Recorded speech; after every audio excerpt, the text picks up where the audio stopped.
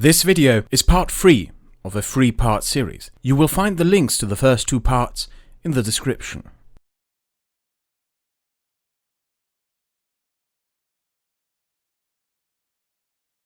I now call on the distinguished Minister of Foreign Affairs of France, His Excellency Mr. Dominique Galouzou de Villepin. L'option de la guerre peut apparaître a priori la plus rapide.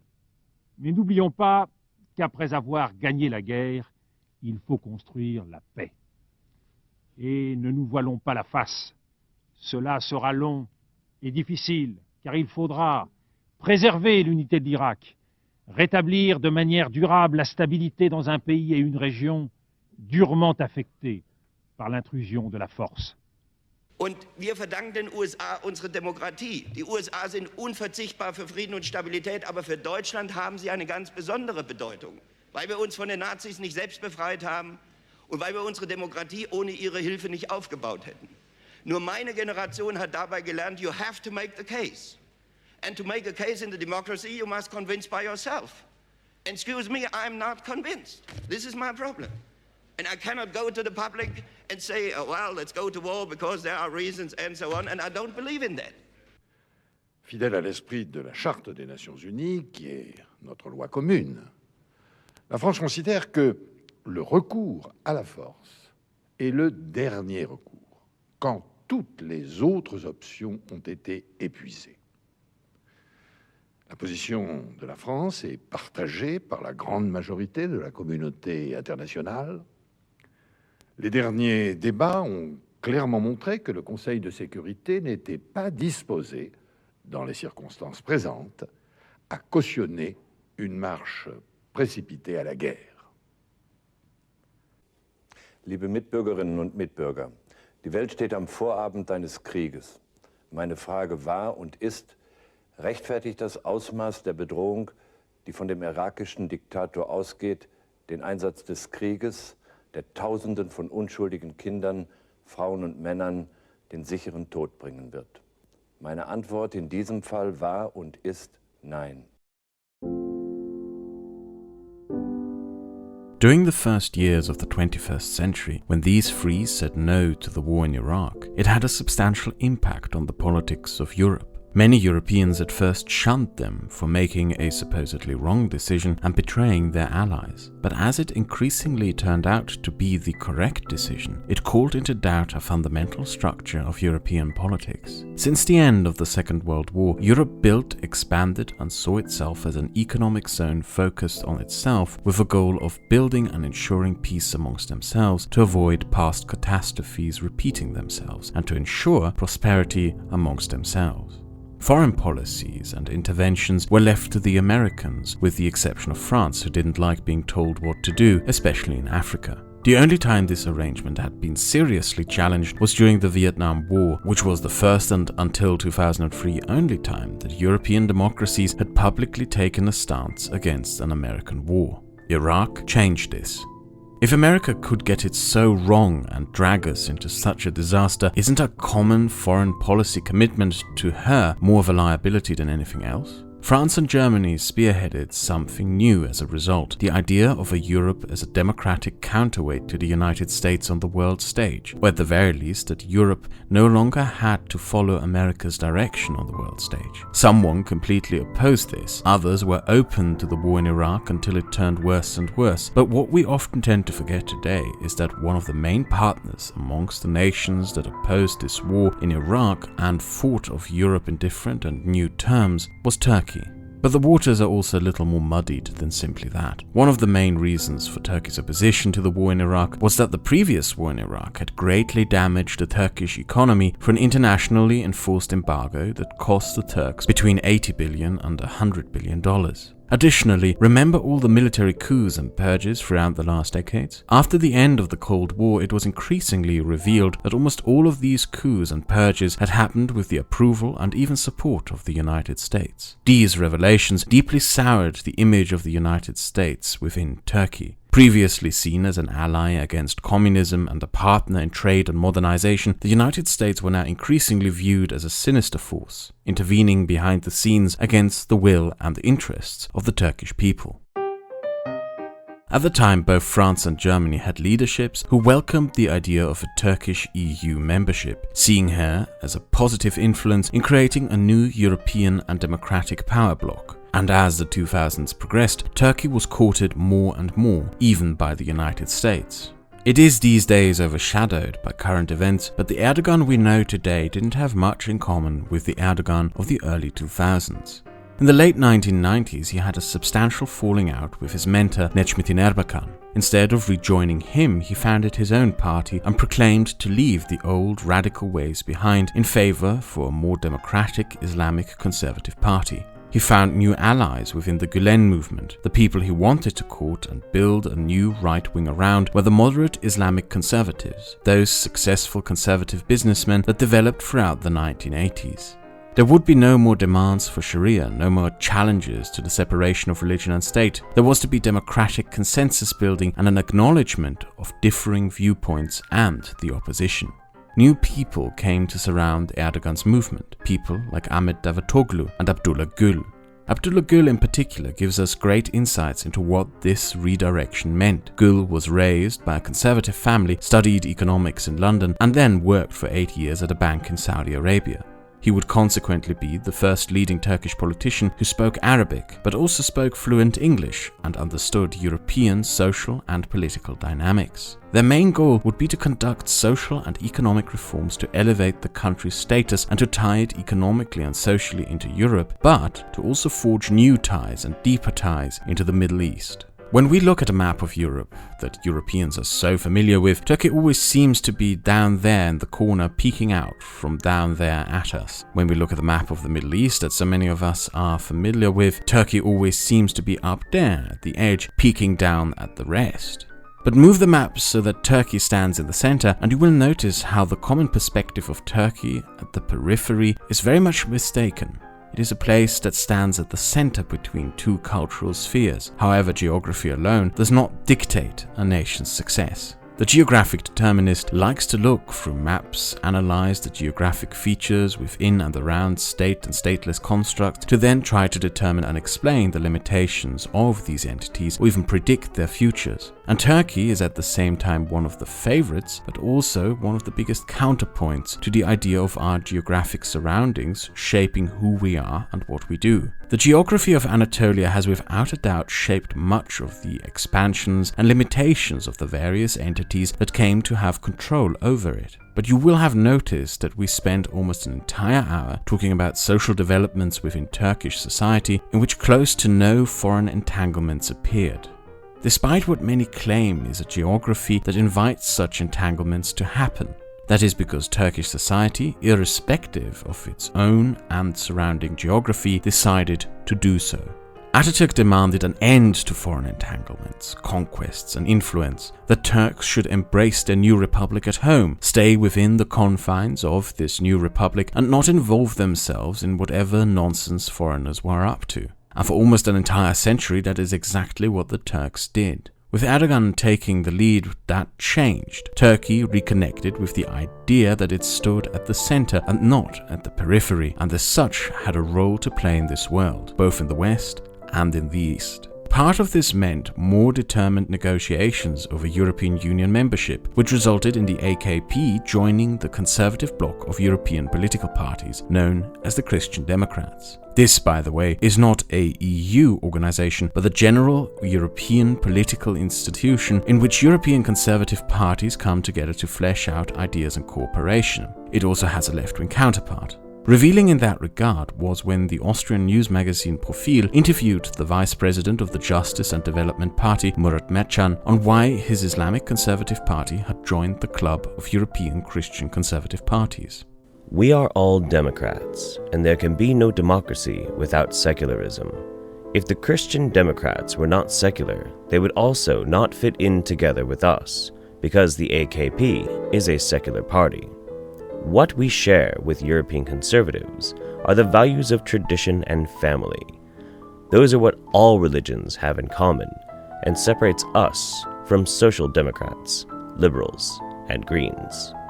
Erdogan sought out a common alliance of the religious conservatives, a sort of alliance of the Abrahamic religious conservatives found throughout the world's democracies. And for this purpose he attempted, at least on the surface, to liberalize society. He tolerated what, ironically, his secular and liberal predecessors had not. And one of the reasons for why he could do so was that his movement and the party was free from the ideological restraints of Attatürk's nationalism. That nationalism had demanded one people, one language, one culture under a secular republic. Erdogan embraced the idea of multiple peoples, multiple cultures, and many faiths and many beliefs within a society. In April 2007, when Islamist terrorists murdered 2 Turkish and 1 German Christian, he famously confronted what had happened. We have 36 different cultures, religions, and more identities amongst us, who we all have to respect. There are 6,000 mosques in Europe that are all protected, and we must be able to provide an equal amount, if not even more, safety and security for every single Christian church and Jewish synagogue in our country. Atatürk's nationalism saw the different identities in culture, language, and religion as a private matter, relegated to private homes, and forbade the formation of identity-driven politics as something that could challenge the vision of a unified national identity. In that regard, Atatürk's nationalism had more in common with the Middle East that he wished to leave behind than he may have first thought. Throughout many Middle Eastern societies, differences are often stumped into silence by national myths and fictions, demanding a unification under a pretense that eradicates all differences.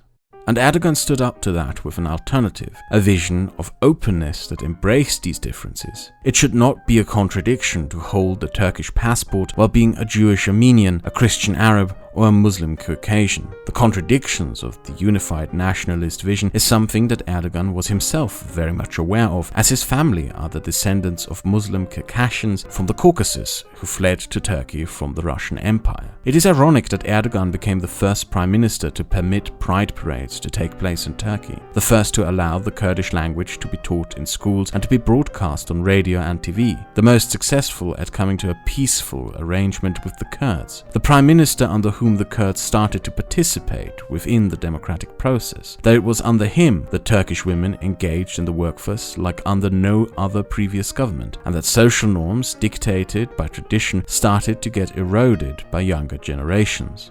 Politically, previous governments had seen themselves as agents of progress within the Republic, and it is somewhat ironic that what one could call social progress didn't arrive through pushing forward in alignment with a doctrine of progress, but by taking a huge step backward and letting things within society evolve by themselves.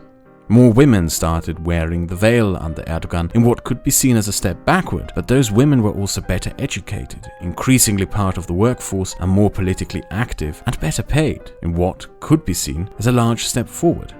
What developed is what we could see or be described as an Islamic modernity, that the conflict between religion and modernity, which so many Islamists had tried to end with a defeat of modernity, was in the end resolved through Said Nursi's vision of a compromise leading into an Islamic modernity. That the customs, norms, religion, and traditions of the land were no longer an obstacle in the way of achieving a modern society, but part and parcel of the process of creating this modernity.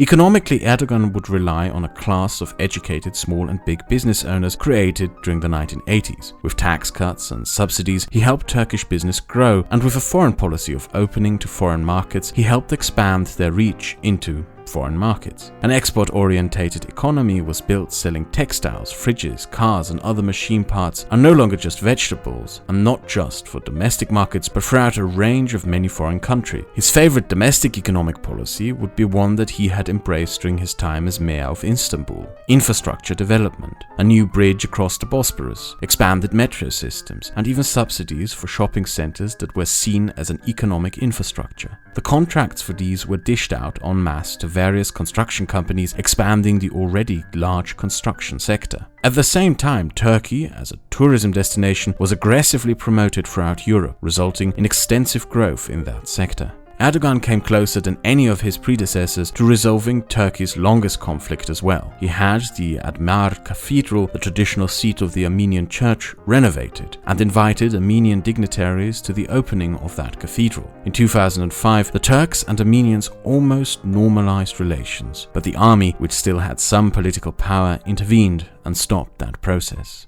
His big opening towards the east in foreign policy came in 2004, when Assad was invited to visit Turkey. Syria at the time was an internationally isolated nation. What Erdogan had hoped to achieve with this visit was a normalization of relations to Turkey, but to also help Syria establish itself again within the international community. If successful, Turkey could have presented itself as a partner for nations willing to break out of international isolation. And even though he failed with Assad, it did not stop him from tying Turkey deeper economically and culturally within the Islamic world and the Middle East, like no other Turkish prime minister before him had. In particular, Turkey found interests in the periphery, the often ignored majority Muslim countries to be found on the edges of Africa, which were all very welcoming to new economic ties, investment, and closer cooperation. And this increased in 2006 when both the Germans and French had a change in leadership who both negated the idea of Turkey joining the European Union.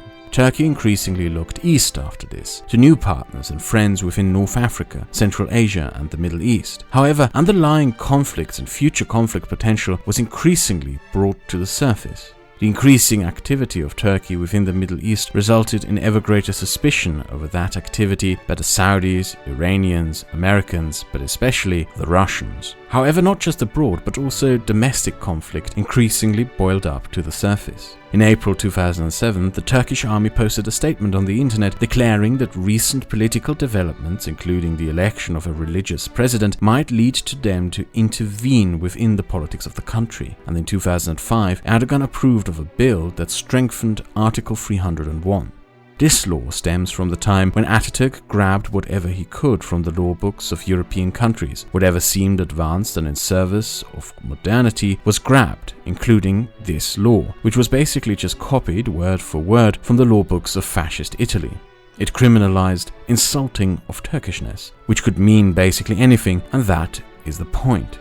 It's a so-called rubber law, a law designed to be stretched and twisted to be used for whatever the rulers deemed necessary to imprison whoever annoys them. Erdogan's changes were so extreme that this law basically was expanded to make it illegal to critique the foreign policy of the government. The opening of society itself also released political forces that had, for a very long time, been dormant. Hrant Dink was a curious and courageous figure, an Armenian Turk, a political liberal and journalist who ran a small paper in Turkey. He advocated for the normalization of relations between Turkey and Armenia. He demanded an acknowledgement of the Armenian genocide. He harshly criticized nationalism of any sort. He had revealed that Sabiha Gökçen was in fact an Armenian. He published the stories of the remaining Armenian community in Turkey, in both Turkish and Armenian, and he insisted that it was no contradiction to be an Armenian while also being a patriotic Turk, that this republic was a place of many cultures and that Armenian was one of them. He was shot dead by a Turkish far-right Islamist on the streets in front of his office in 2007. Yet his death would reveal substantial changes that had taken place in society and would shape future social conflict to come. His funeral was attended by tens of thousands, Turks, Kurds, Armenians, mostly young, who marched through the streets in protest, shouting the slogans, "We are all Kurds, we are all Armenians, we are all Turks, we are all Hrant Dink," in Turkish, in Kurdish, and in Armenian. With the shackles of Atatürk's rigid nationalist vision removed, people asserted their identities and made room for the identities of others. A generation that came to grow up after the last coup would take advantage of the new openness, and a political left that had been dormant for 3 decades would come to challenge the new establishment that Erdogan had become.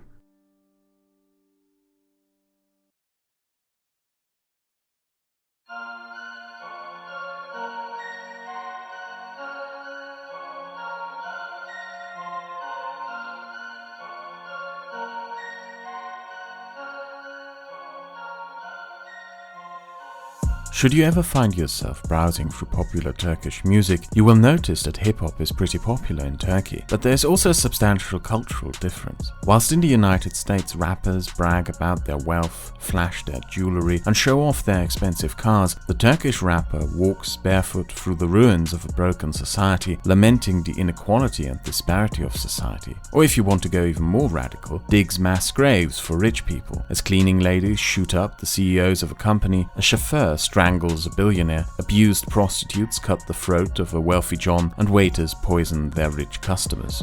This might come across as a mere pop culture side note, but in fact is reflective of a wider social problem, one that has been around since the 50s and which Erdogan couldn't fix but only made worse: the wealth inequality.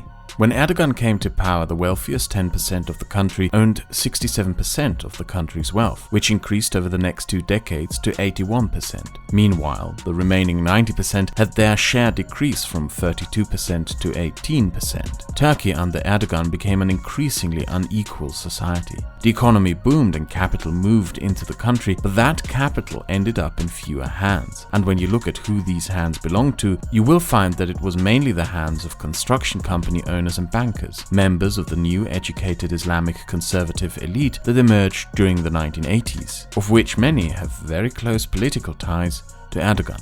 One of Erdogan's favorite economic policies had been gargantuan building projects, be they a new bridge across the Bosporus, a system of highways, new metro systems, or the building of a new Bosporus canal. One particular favorite of his was the promotion of the building of shopping centers and malls all across the country. And most of these projects were built by people close to him, who through these contracts became increasingly wealthy. The smell of corruption started to rise all around him in ways that he couldn't simply wipe away. There's also another note on the shopping malls that started to appear. In her book, Turkey, the Insane and the Melancholy, Attatürk describes a weird social phenomenon of Turkey during the mid and late 2000s. Poor people, in particular families, would go on family walks, strolling through the shopping malls with their kids to look and gaze upon the variety of goods and products on sale, in a way rejoicing over the better days that they presumed would soon be theirs. The symbols of wealth that became erected within the country did more often than not reflect the actual wealth of the population. There were more jobs, there was more capital, but even though Turkey had become a wealthier society, the Turks didn't become a much wealthier people in general. The average living standard rose, but only a select few had their living standards increase dramatically. At a political rally, Erdogan once bragged about how many fridges were being sold in Turkey since he became prime minister, a statement that was widely mocked in Turkey. "We didn't store milk in hollowed-out trees before you came along," an opposition member remarked. And gradually, over the course of several years, people started noticing the increasing inequality throughout the country, as well as several other things. The Islamic welfare kitchens and food handouts that the Justice and Development Party did, they certainly looked good and made the AKP look like a party that cared dutifully for the poor. But why did they only appear when it was election season and then disappear again? In 2007, several army officers were arrested and tried in the Ergenekon trials that took place until 2012. Several military officers were charged with conspiring to overthrow the state and undermine democracy, something that may have been initially welcomed as the final remnants of authoritarian soldiers being removed from power. But why did so many journalists also get arrested? And how come the journalists critical of Erdogan kept ending up being charged in conspiracy trials? 2007 can be seen as a watershed moment. France and Germany blocked Turkey's EU entry, and as a result, Erdogan proclaimed that his country would be looking east, but also became increasingly authoritarian. The ghosts of Menderes, but also of other authoritarian-style rulers that preceded him, came back to rear their ugly heads. The institutions of the state meant to be impartial were again increasingly used to clamp down on opposition members, shut down the press, spread propaganda, and cover up wrongdoings by the government. Erdogan started falling out with several old political companions and increasingly introduced more conservative and Islamist measures. A 300% alcohol tax, as he denounced the supposed degeneracy of young Turks that went out and partied during the weekends. His rallies became gender segregated, and Islamic virtues increasingly praised as he publicly murmured about the reintroduction of the death penalty. However, Turkey itself had also changed. When Erdogan's Minister for Family Affairs made a public statement about the lacking traditional manliness of modern urban Turkish men, her Twitter feed was bombarded by pictures sent by Turkish gay couples. Urban Turkish society had changed substantially. The poor farm laborers who moved into the cities during the 50s to the 1970s may have been very religious and very conservative. Their children may have also been religious and conservatives, but their children, who grew up in this modern urban environment that was well connected into the world, they became increasingly more moderate, liberal, and even left-leaning. A generation in rebellion against an establishment, and the establishment that they grew up under was Erdogan, yesteryear's anti-establishment. Young Turks today are on average less religious, more secular, more open-minded, and more progressive than even some of their European counterparts. Women who don't wear the veil, people who drink, people who have sex before marriage, people who are even open atheists, people willing to question the status quo more publicly than even previous generations had. The demographic change to the political binary of the country started to increasingly even itself out. In 2013, these two social forces crashed into conflict. First, several people close to Erdogan, including government ministers and high-ranking members of Istanbul local governments, were arrested in a large corruption probe. Erdogan viciously lashed out. He fired the police chief of Istanbul. Almost all the police officers involved in the corruption probe were also fired, and he had the prosecutor arrested while blaming a conspiracy of his former political ally, Abdullah Gülen. The prosecutor was later released, but the damage had been done and his public image was greatly diminished. A government-critical newspaper was shut down, and then when a small group of protesters demanded that the Gezi Park of Istanbul should not be changed into yet another shopping mall, he cracked down on that small, peaceful group with extreme police brutality, which resulted in nationwide protests and riots that lasted for months. The secular, liberal, and left-leaning movements of the country, who had been in the socio-political background for decades, suddenly re-emerged into the forefront. From there on, the mask would increasingly slip.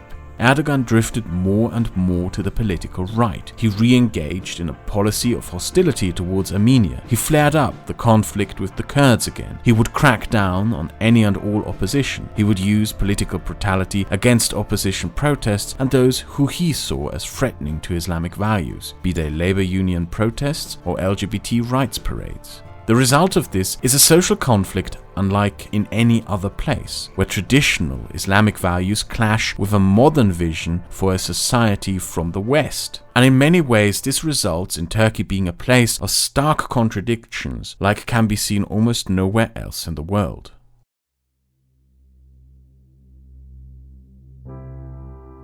Hande Kader was a Turkish trans woman, trans activist, and sex workers' rights activist. She was one of the leading figures in the riots that resulted when Erdogan attempted to shut down pride parades with police force. In 2016, she was kidnapped, brutally tortured, gang-raped, doused in gasoline and burnt alive. She became a symbol of a very dark truth in Turkey. That is, that Turkey has the highest murder rate of trans people in the world, and one of the highest murder rates of gays and lesbians in the world. Yet, the large social contradiction is that Turkey is also the only majority Muslim society where people can be openly gay. Turkey is the only Muslim country with an elected lesbian politician. It has the largest and most vibrant gay scene of any Muslim country. A place where gay and lesbian Arabs go to feel free. A place more tolerant and open-minded than even many European countries. Yet it is also a place where for Turkish gays and lesbians, taking advantage of that freedom can be very dangerous.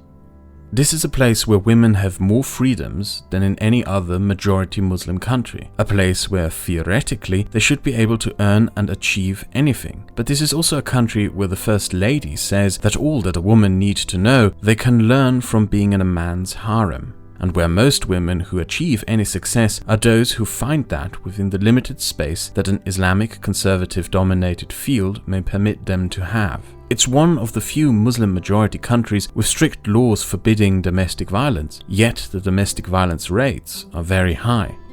This is a country where people see themselves as agents of progress aligned with values seen in Europe and North America and allied with an international movement for progress. But those very supposed allies abroad have also abandoned them as they find themselves in conflict with religious virtues that in Europe and North America are defended as minority values.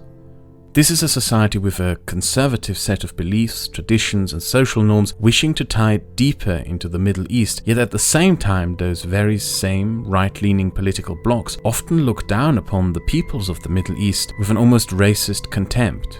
You can see this social conflict as a confrontation of religion with secularism, tradition with modernity, Islam with modernity, or something else. Whatever you call it depends on your beliefs and political framing of the situation, but the fact remains that even though Turkey also undergoes social upheaval through other sources of division, this underlying social conflict, which has very much been around for almost 2 centuries, still deeply affects the country to this day.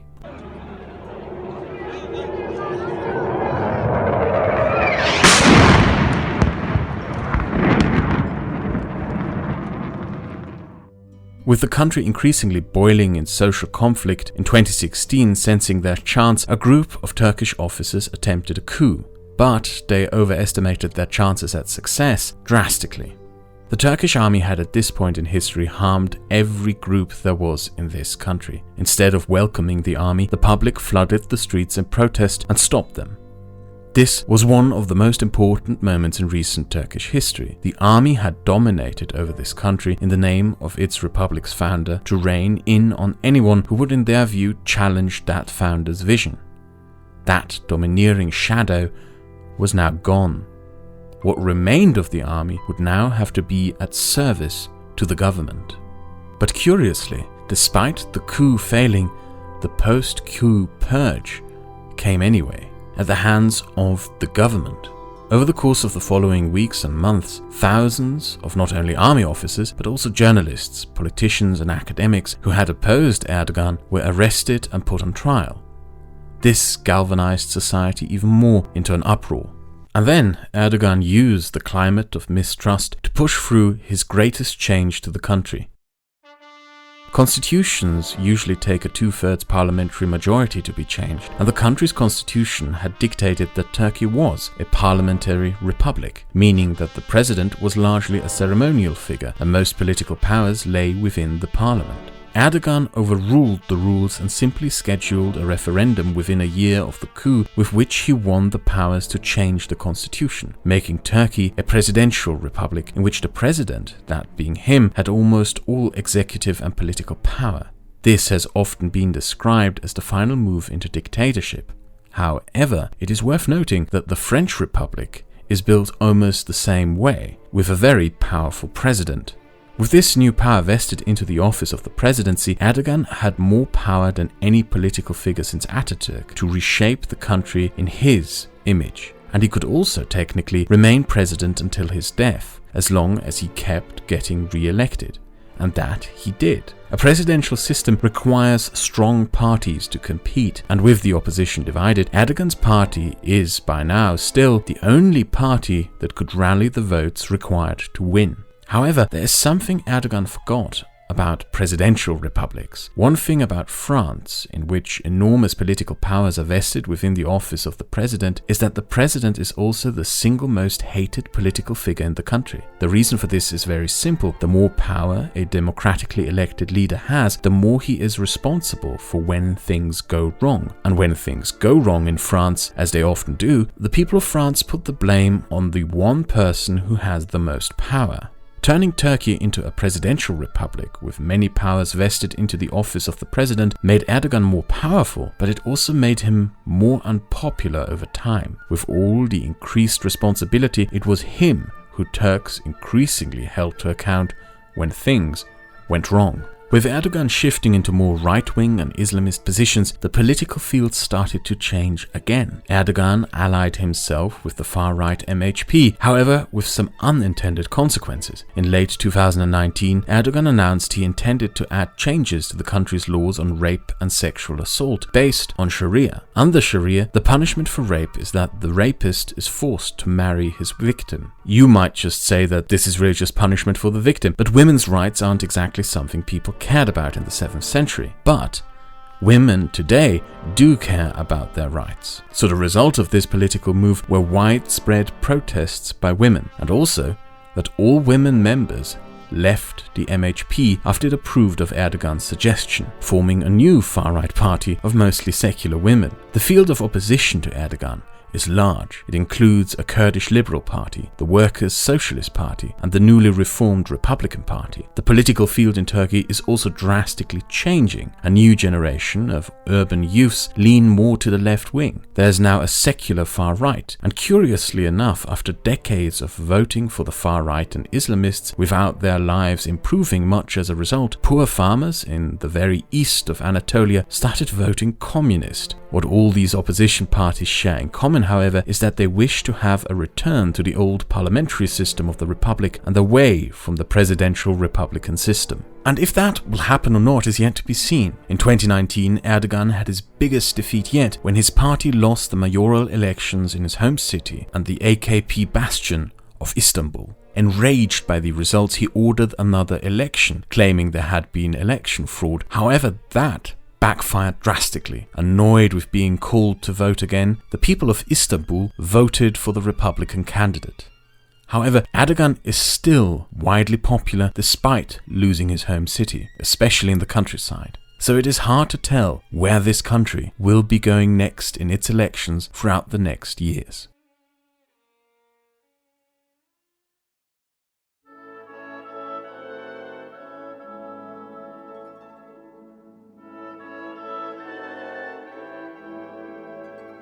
It is difficult to figure out who first coined the term Neo-Ottomanism. One claim is that the term was first used by Erdogan's foreign minister Ahmet Davutoglu when jokingly describing his government's foreign policy. The other claim is that the word first appeared when Iran complained about the increasing Turkish influence in the Middle East. The term itself is hyperbolic and threatening, so I find it more likely that it came from those who might be suspicious of the ever-growing Turkish geopolitical power. And it has an admittedly somewhat threatening aura to it. It probably elicits the same reaction to most as the term Japanese neo-imperialism does to Koreans. The frowning face Indians may pull when English people speak of the empire in glowing nostalgic terms. Colonial legacies endure, and when you Google Neo-Ottomanism, you will find this clip amongst the first top results. Bakınız bugün biz Suriye deyince, Irak deyince, Kırım deyince, Batı Trakya deyince, Bosna deyince birileri sanki uzaydan gelmiş gibi yüzümüze bakıyor. Hatta daha da ileri gidip tam bir cahil cesaretiyle Türkiye'nin Irak'la ilişkisi ne olabilir? Bosna'yla ilişkisi ne olabilir diyebiliyorlar. Halbuki bugün başka dünyalardan bahseder gibi sözünü ettiğimiz bu coğrafyalar bizim canımızın birer parçasıdır.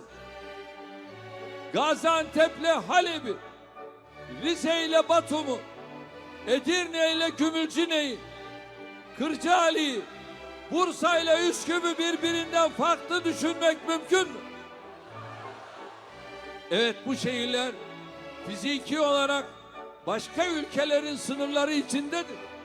Ama bizim gönül sınırlarımız oraları kapsayacak şekilde geniştir.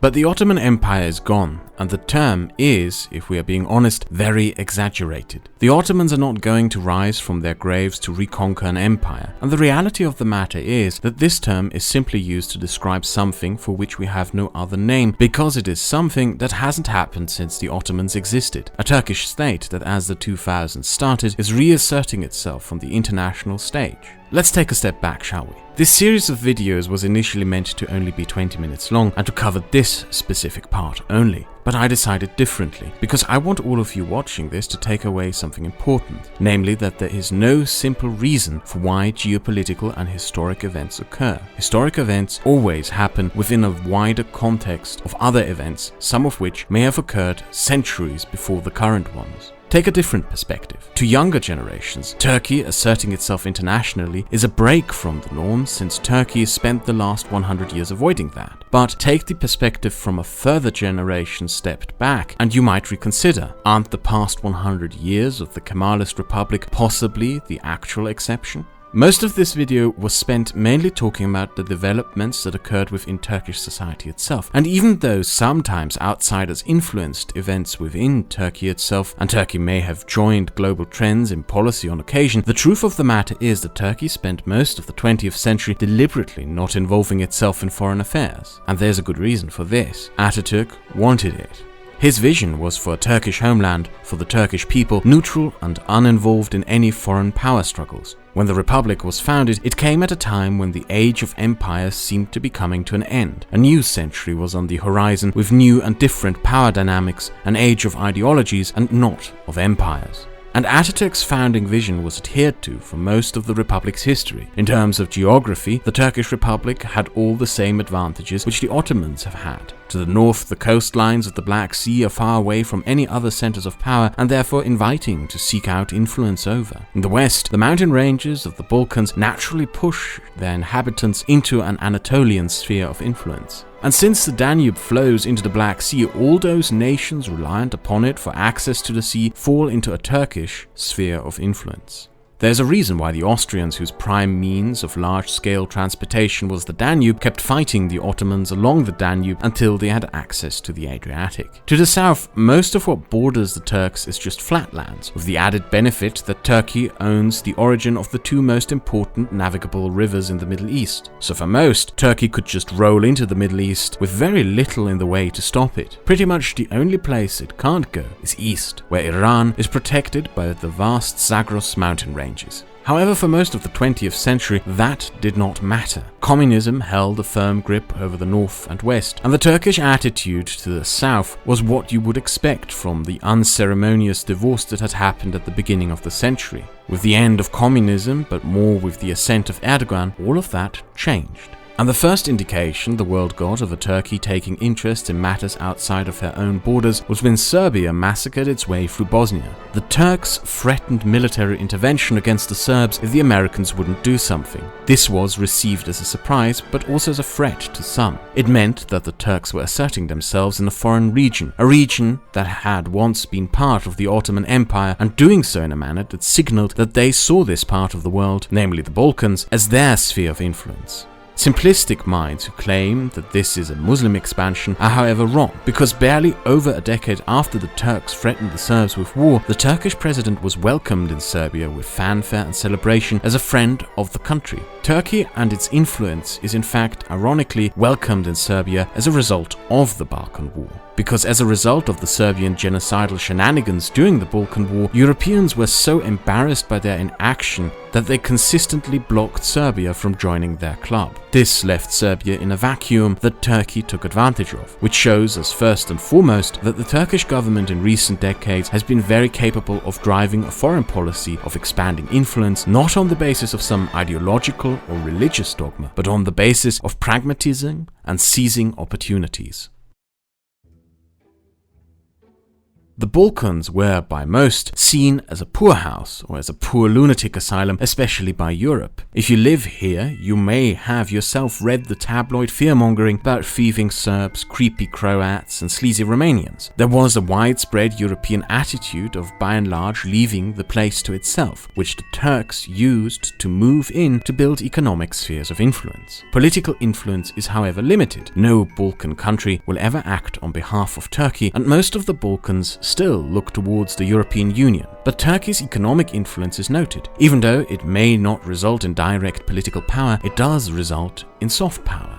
It isn't lost on outsiders that the $2 billion of Turkish investment into Bulgaria and $7 billion in Turkish investment in Romania are both in EU member countries, something that Turkey could use as a bargaining chip to make its EU membership more likely, especially if Romania and Bulgaria cannot be integrated within the common European market. This is why many interest groups have in recent years moved to counteract such influence. A direct railroad connection from Vienna to Bucharest was recently opened, a project mostly built by the Austrians in hope of making the Carpathian mountain barrier a little less limiting for Romanians and to tie them deeper into the European economies. The French and Germans engaged in massive economic investment into Romania. If you ever wondered why so many people here in Europe drive Dacias, it's because the French bought that Romanian car manufacturer and hope to use it to tie Romania deeper into Europe. This struggle over economic influence in the Balkans goes further than you may think, but more on that later. Let's for now return and go south again. Throughout most of the 20th century, Arabs held a very negative view of Turks and vice versa. The Arabs saw the Turks as colonizers who had plundered their lands, butchered their people and left them in ruins. The Turks, for their part, mostly saw Arabs as backward and stuck in the past, shackled by religious superstition and unable to advance into modernity. However, as the century came to a close, attitudes started to change. As a generation of Turks became more religious, their views that the Middle East was one of a place they wished to culturally reconnect with. And to the Arabs, Turkey seemed to look more prestigious as time went by, a comparably wealthy country. But that wealth was not the result of conveniently sitting on a large pile of oil, but out of work and industry and innovation. The only Muslim country to ever defeat Western countries in open war. A majority Muslim country that was respected and seen on equal standing with European powers. Since the collapse of the Caliphate, there has not been a majority Muslim state or other entity in the world that could proclaim to be the representative of Muslims in the world, or carry a prestigious role in the name of the Muslims of the world. Some tried, all failed. Technically speaking, this wasn't even true of the last Caliphate, as it constantly bickered and fought with other Muslim states. But nonetheless, with the increasing rise of Islamism and with the failure of socialism and nationalism throughout the Arab world, leaving a societal gap for Islam to claim a role of being a unifier across cultural boundaries, the desire to find a unified Muslim voice, or someone who was willing to speak for the world's Muslims, grew, and that role is something that Turkey under Erdogan has in recent years increasingly tried to slip into. Erdogan took on the mantle of being the protector and guardian of Muslims around the globe, no matter if they were Shia, Sunni or other. He increasingly berated Israel over Palestine, picked fights with India over its treatment of Muslims, continuously confronts Europe over its treatments of Muslim communities, vocally condemns Burma over its treatment of the Rohingya, constantly criticizes Russia over its treatment of Muslim minorities, and is one of the few countries who publicly condemns China over its treatment of the Uyghurs. The latter is especially relevant. There are over 1 million Uyghur Muslims locked in gulags and mistreated in Western China, and all Muslim countries in the world remain silent. All of them do not wish to sour their relationship with China, all except for one, and that does not go unnoticed by Muslims across the world. And it works. Turkey is, especially amongst Muslim communities and majority non-Muslim societies, seen as the country that will stand up for them. If you ever wondered why the United States had a member of Congress who denies the Armenian genocide, it is because of an increasingly well-connected network that Erdogan has been building, a vision of a unified Islamic political bloc around the world.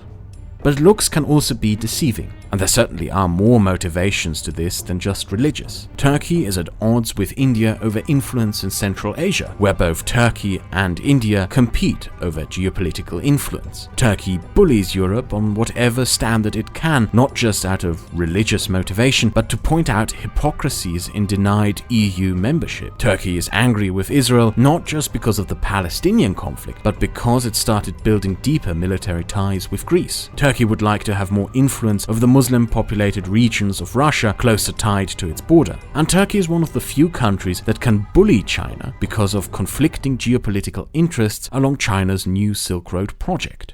All of the supposed concerns over the treatments of Muslims in the world happen to conveniently coincide with Turkish geopolitical ambitions and conflicts. It is therefore hard to tell if the proclamations of being the protectors and leaders of Muslims in the world are sincere or just a facade to hide the true political ambitions behind them. Is Turkey under Erdogan really trying to be a leader of the Muslim world, or is that just a nice banner to hide the building of regional power? Foreign powers do, however, seem to take it increasingly seriously. China, for one, dependent on access to the Mediterranean for its new Silk Road project, is publicly floating the idea of building a canal from Belgrade to Thessaloniki, which would connect the Danube to the Mediterranean. This project would be great for Serbia, Northern Macedonia, Hungary, Greece, and Austria, who would be set to gain enormously from it. But everyone knows that China isn't considering this out of the kindness of their hearts, but because the canal would also significantly cut down on Turkey's geopolitical influence over the Balkans. Within the Middle East, however, Turkey is building its influence by different means. It is increasingly investing in countries just like in Europe, but unlike in Europe, Erdogan is actively promoting the system by which he rules as an alternative to the current rulers of the Middle East, from Egypt to Iraq. The main power struggle of the Middle East that we tend to fixate on in the news is between Saudi Arabia and Iran, both continuously destabilizing each other and each other's allies for intricate networks of propped-up militias, each fighting the other to leave behind a bombed-out terrorized husk of a society in its wake. A process that intensifies with the increasing US withdrawal from the region, and within this conflict for dominance between the two, Turkey seems to be the third player, the dark horse that everyone is ignoring. Iraq has been torn apart by years of conflict, and when you turn on the news you will hear of Shia militias, Sunni terror groups, and US drone strikes. But there is one thing you won't see: the increasingly tightly knit economic ties to Turkey, even embracing Iraqi Kurdistan as a reliable business partner and source for oil. In essence, one could almost say that in that region of the Middle East, the Turks just sit back, watch the Saudis and Iranians kill each other and terrorize the locals, and to then move in and, instead of offering to arm just another militia, offer investment, jobs, and financial aid in exchange for deepening ties with Turkey, playing a long and patient game instead of the often erratic and impulsive actions that others in the region tend to engage in. The greatest challenge to the current status quo in the Middle East through Turkey came when the Turks occupied large swaths of northern Syria in the wake of a US retreat. Officially, Erdogan claimed this was to resettle Arab refugees who the Turks themselves were becoming tired of. And as true as that may be, it is however rather obvious that this was done to finally get revenge against and wipe out the Kurdish strongholds in northern Syria. But more striking is how this is a direct challenge to the status quo throughout the Arab world, a world in which the previous century has been dominated by the question of which principles to build a society around. And in that world, Erdogan seized a small parcel of land to build an Arab society under his supervision, a society that is likely intended to be a showcase to the Arabs of what their homes and lives could be in a Middle East where Turkey is the main geopolitical power. Increasingly, Turkey flexes its muscle in the region, be it through limiting fresh water supplies to the Middle East with its dams, or by flexing its muscle militarily.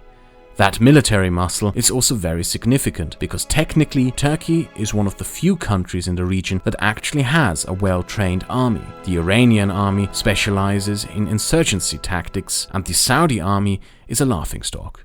Turkey is one of the few countries in the region that really has a significant fighting force. However, it is in Syria, where Turkey is taking its first steps to build regional power, that it also encountered its biggest roadblock to that increase of power: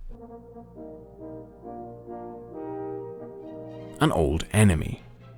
Ironically, as Turkey started building regional power in the Middle East, the one thing standing in its way was neither Iran, Saudi Arabia, Israel, or the United States. It's Russia. Did you know that there's a civil war going on in Libya? You might have forgotten. You probably don't know who the fighting factions are, but there is something that I bet will surprise you. It's a proxy war between Russia and Turkey. Both support opposite sides and both seek to gain influence over the country. Russia has been Turkey's greatest obstacle in the Middle East so far. It competes with Turkey over influence in Egypt. It ruined Turkey's plans for post-Assad Syria, is increasingly propping up Iran, and is fighting the before-mentioned proxy war in Libya. Wherever Russia can hinder an increased build-up of Turkish influence, it does what it can. And wherever Turkey can hinder an increasing Russian influence in the Middle East, it also does what it can. Both countries seem to be interested in building new spheres of influence in the Middle East as other powers are increasingly pulling out, and as such, They both compete. But curiously, while all this is still going on, Turkey negotiated an alliance with Russia. The funniest alliance that currently exists in the world between two countries that are actively trying to undermine each other with proxies. The alliance solely exists to pressure common opponents such as the Kurds and Saudis, and for Turkey to scare the US under its current weak leadership to not stop supporting it. So while other powers competing over influence are tearing each other apart, both Russia and Turkey, at least officially, agreed to not get in each other's way. For now. Because every observer knows that this is an alliance that will end sooner rather than later with one of the two backstabbing the other. The question only is, who will stab first?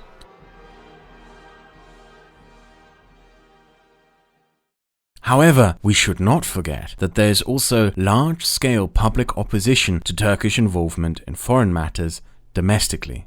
There have been brawls in the Turkish parliament, riots on the streets, protests and vicious political exchanges over Turkey's increasing involvement abroad. Many Turks, even if they are not in 100% agreement with everything Attatürk did, or even disagree with him entirely, still believe that he was right about one thing in particular, that Turkey should stay out of foreign wars. Turks may like the idea of their country being more important on the international stage, of its word carrying more weight abroad, but many draw the line at seeing Turkish soldiers on foreign soil. This political debate is one of the most heated in Turkey right now and often overlooked by foreigners. It especially flared up in recent years when some of the Turkish soldiers sent across the border into Syria came home in coffins. However, the vacuum of power in the Middle East, the beneficial geography, and the threat of Russia all combined seem too tempting for Turkey to not seek out more influence in the region. No matter which prime minister may be elected, it is very much doubtful that Turkey would simply stop seeking out and expanding its influence over the Middle East if Erdogan is pushed out of power. It is therefore more likely than not that you will be hearing more of Turkey as it becomes more prominent in the Middle East as the years go by. When looking at the past millennia, one could almost see the past century as a mere self-imposed break by the Turks to restructure themselves in a post-Ottoman world. Centuries spent in expansion and innovation, interrupted by a break to adapt into a modern world. Modern Turkey is a democratic society or an unstable republic. Which one of these depends on your perspective. You can see it as one of the freest, if not the freest society of the Middle East, or as one of the least stable democracies of Europe.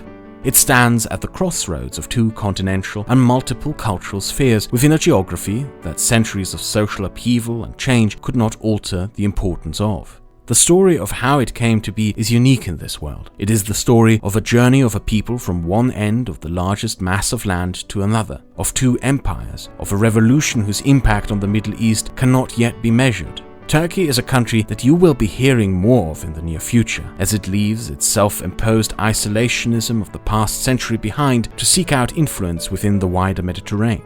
If that is good or bad is for you to decide. It will be building wider influence in the Middle East and probably try to reshape Arab societies in its own image. And for all we know, it will have a role to play in Europe as well. With this video, I hope to achieve giving you a basic background information set to interpret yourself. I sincerely hope it worked. Thank you for watching.